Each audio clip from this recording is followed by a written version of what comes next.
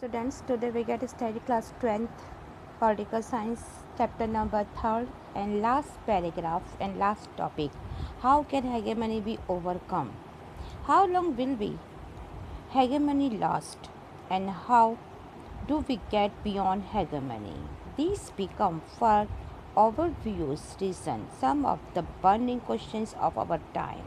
History provides us with the sum to answer this question, but what about the present and the future in international politics? Very few factors formally curtail the exercise of military power by any country.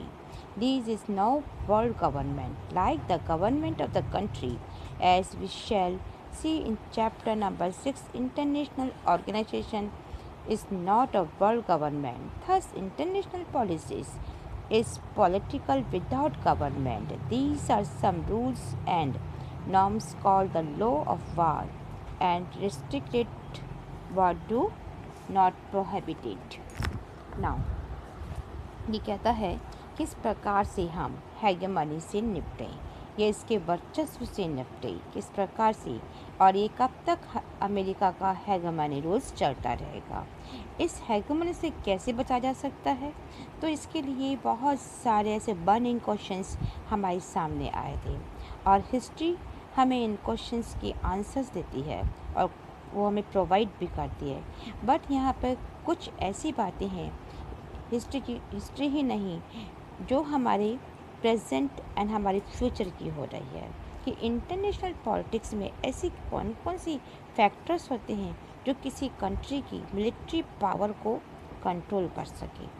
और हर country में एक government होती है, लेकिन world government नाम की कोई भी चीज़ इस वर्ल्ड में नहीं होती है। ठीक है ना, यू आर अंडरस्टैंड दिस कि हर कंट्री में एक गवर्नमेंट होती है, लेकिन वर्ल्ड गवर्नमेंट नाम की कोई भी चीज़ इस वर्ल्ड में नहीं है। इसी के लिए हम चैप्टर नंबर 6 में ये बात देखेंगे जो क्लियर करती है कि इंटरनेशनल ऑर्गेनाइजेशंस वर्ल्ड गवर्नमेंट नहीं है। इंटरनेशनल पॉलिटिक्स दरअसल एक ऐसी पॉलिटिक्स है जिसमें कोई भी गवर्नमेंट नहीं, विदाउट गवर्नमेंट पॉलिटिक्स है, और उसके कुछ नॉर्म्स हैं, कुछ रूल्स हैं। जबकि कहीं पर कोई वार होता है तो वो उस वार के ऊपर कंट्रोल को बनाए रखती है, लेकिन ये नॉर्म्स और ये लॉ ये वर्ल्ड वार को रोक सकती हैं।